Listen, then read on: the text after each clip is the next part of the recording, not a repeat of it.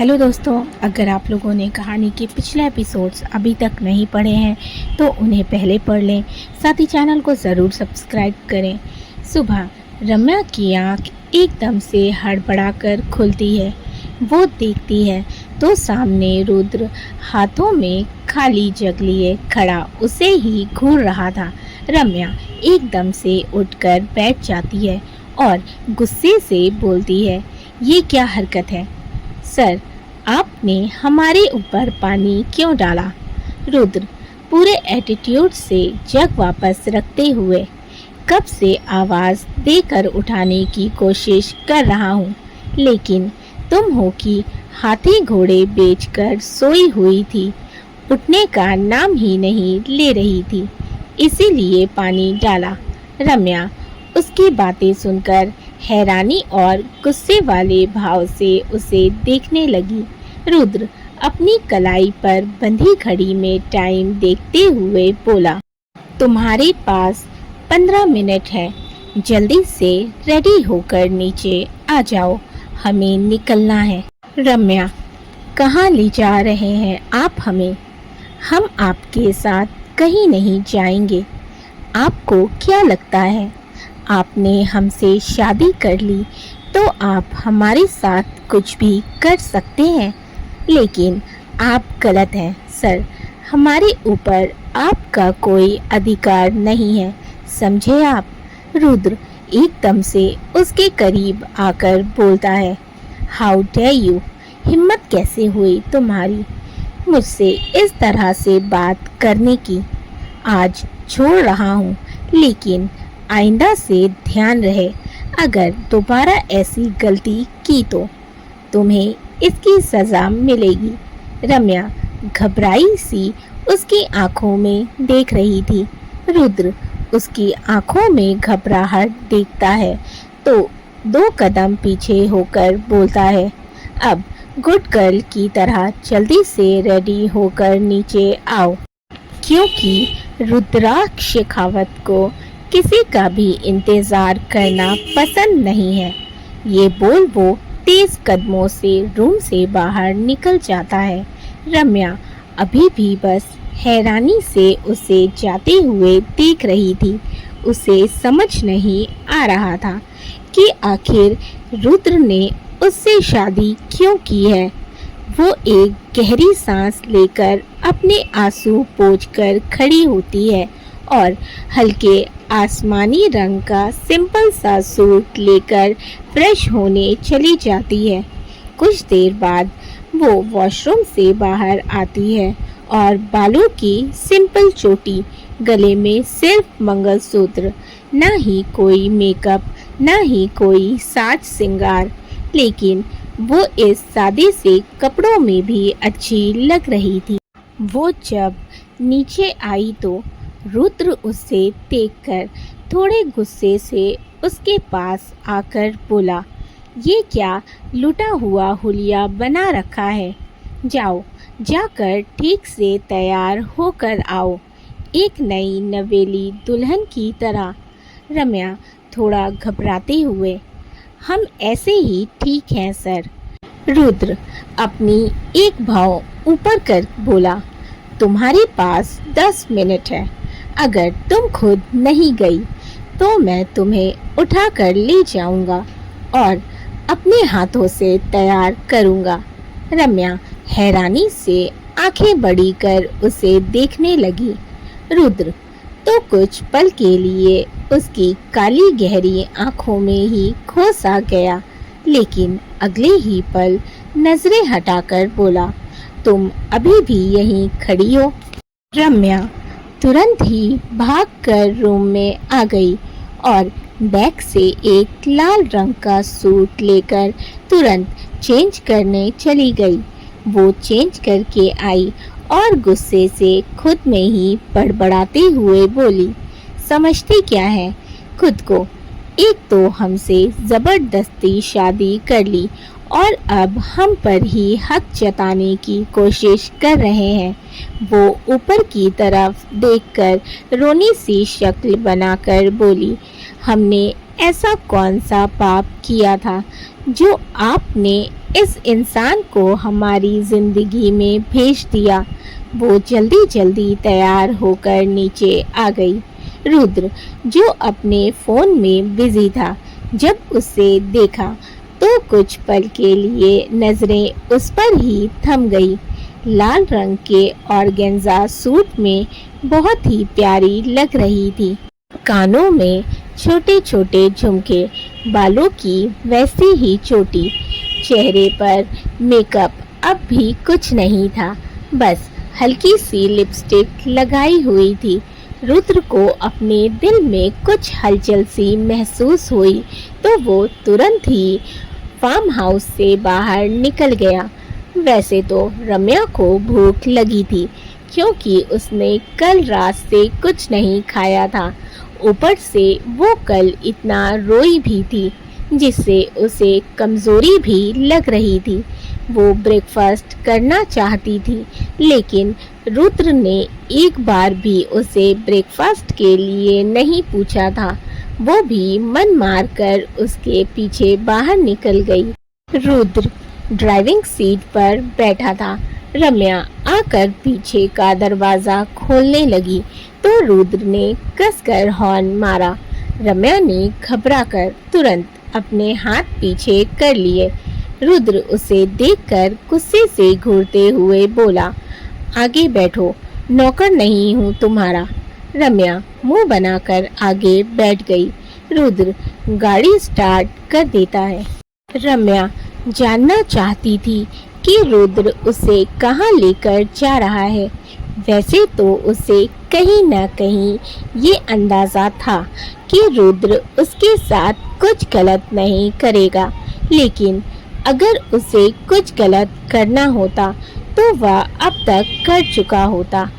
कल रात भी वो उसके साथ कुछ भी गलत कर सकता था, और इतने दिनों से रम्या उसके ऑफिस में काम कर रही थी, लेकिन रुद्र ने कभी उसका हाथ भी नहीं पकड़ा था और न ही कभी उसे गलत नज़र से देखा था, बल्कि रुद्र ने तो उसकी इज्जत बचाई थी उस घटिया गौरव से। रम्या इन्हीं ख्यालों में खोई हुई थी कि रुद्र एकदम से गाड़ी को ब्रेक मारता है। रम्या तुरंत अपने ख्यालों से बाहर आती है और अपने अगल बगल देखने लगती है। उसे लगा शायद वो लोग पहुंच गए हैं, इसीलिए रुद्र ने गाड़ी रोकी है, लेकिन वो लोग तो अभी हाईवे पर थे। रुद्र ने हाईवे के एक किनारे कार रोकी थी। रम्या सवालिया नजरों से उसे देखती है।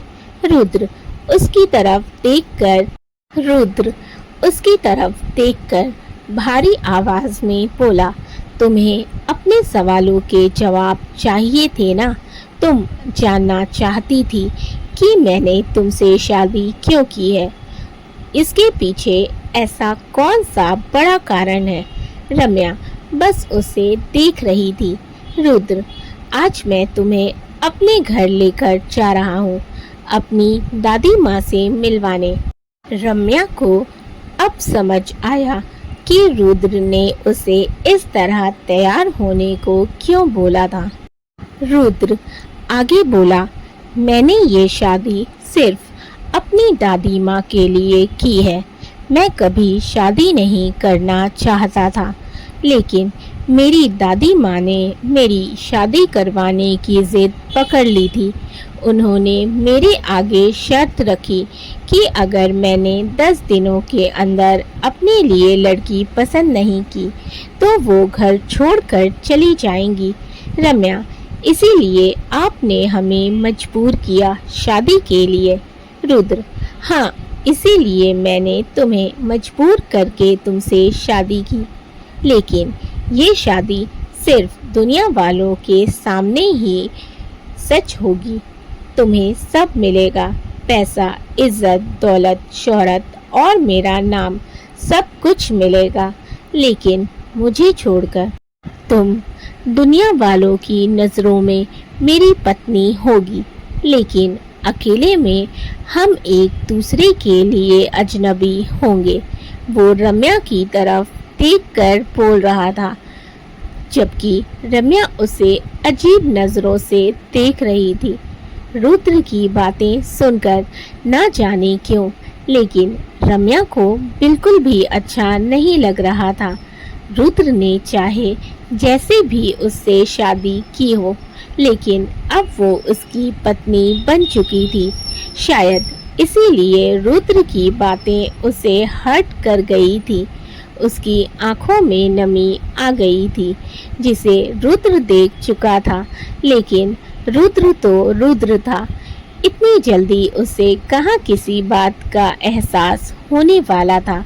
वो आगे बोलता है, और हाँ, हमारी जो भी बातें हुई हैं, ये सिर्फ हमारे बीच ही रहनी चाहिए। अगर गलती से भी किसी तीसरे को पता चली तो तुम मुझे इतना तो जान ही गई होगी कि मैं क्या कर सकता हूँ। रम्या गुस्से से घूर कर उसे देखती है, फिर नजरें फेर कर बोलती है, आपकी दादी माँ को पता है कि आपने हमसे ज़बरदस्ती शादी की है, हमें ब्लैकमेल करके। रुद्र, नहीं, उन्हें इस बारे में कुछ भी नहीं पता और तुम भी उन्हें कुछ नहीं बताओगी। दादी माँ की तबीयत ठीक नहीं है। डॉक्टर ने उन्हें कोई भी टेंशन, किसी भी बात का स्ट्रेस लेने से मना किया है, इसीलिए तुम भी उन्हें कुछ नहीं बताओगी। अगर दादी माँ कुछ भी पूछे तो कह देना, मुझे तुमसे प्यार हो गया था, इसीलिए हमने शादी कर ली। रम्या आंखें बड़ी करके हैरानी से उसे देखने लगती है। उसे यकीन नहीं हो रहा था कि कितनी आसानी से वो झूठ बोल रहा था। रम्या, हम झूठ नहीं बोलते हैं सर, हमने कभी झूठ नहीं बोला। रुद्र गुस्से से उसके करीब आकर बोलता है, अगर झूठ बोलना नहीं आता तो सीख लो, क्योंकि अब तुम्हें कदम कदम पर झूठ बोलना पड़ेगा, और खासकर दादी माँ से। रम्या घबरा कर कस के अपनी आंखें बंद कर लेती है। रुद्र एक नज़र उसके चेहरे को देखता है, फिर वापस अपनी जगह पर आ जाता है और गाड़ी स्टार्ट करते हुए बोलता है, गुड गर्ल, ऐसे ही मेरी बात मानती रहा करो। उसके होठों पर हल्की सी मुस्कान आ जाती है। रम्या गुस्से से विंडो के बाहर देखने लगती है। कुछ देर में वो लोग शेखावत विला पहुंच जाते हैं। एक गार्ड आकर जल्दी से रुद्र के साइड का दरवाज़ा खोलता है, फिर रम्या के तरफ का दरवाज़ा खोलता है। रम्या थोड़ा हिचकिचाते हुए कार से बाहर निकलती है और सामने देखती है तो हैरान हो जाती है। सामने एक बहुत ही खूबसूरत और बड़ा हवेली टाइप विला था। हर तरफ हरियाली ही हरियाली नज़र आ रही थी। रम्या तो हैरान थी, उसने आज तक इतनी बड़ी और खूबसूरत हवेली सिर्फ फिल्मों और टीवी में ही देखी थी। रुद्र आगे आगे चल रहा था, वहीं रम्या अपने चारों तरफ नजरें घुमाते हुए उसके पीछे चल रही थी। दोनों जैसे ही दरवाजे पर पहुंचते हैं, उनके कानों में किसी की भारी आवाज़ पड़ती है, रुकिए। दोनों के कदम रुक जाते हैं। रम्या रुद्र को देखती है। सामने शारदा जी खड़ी थी, रुद्र की दादी माँ। उनकी आंखों में गुस्सा दिखाई दे रहा था। वो घर की सर्वेंट सोफिया को आवाज़ देती हैं, तो सोफिया जल्दी से पूजा की थाली लेकर आती है और उनके हाथों में देकर एक तरफ सर झुकाकर खड़ी हो जाती है। शारदा जी उसे कलश गिराकर अंदर आने को बोलती है। रम्या थोड़ी नर्वस हो रही थी, तो रुद्र उसका हाथ थाम लेता है। रम्या पहले तो हैरान होती है, लेकिन फिर सामने खड़ी शारदा जी को देखकर कुछ नहीं बोलती और कलश गिराती है। दोनों साथ में अंदर आते हैं और शारदा जी के पैर छूते हैं। शारदा जी रुद्र को इग्नोर कर रम्या को आशीर्वाद देती हैं और प्यार से उसका माथा चूम कर उसे गले लगा लेती हैं। रम्या जो पहले उनसे थोड़ा डर रही थी, लेकिन फिर उनका इतना प्यार देखकर उसका डर थोड़ा कम हो जाता है और उसे अपनी दादी की याद आ जाती है। रुद्र उन दोनों पर एक नज़र डालकर ऊपर अपने रूम में चला जाता है।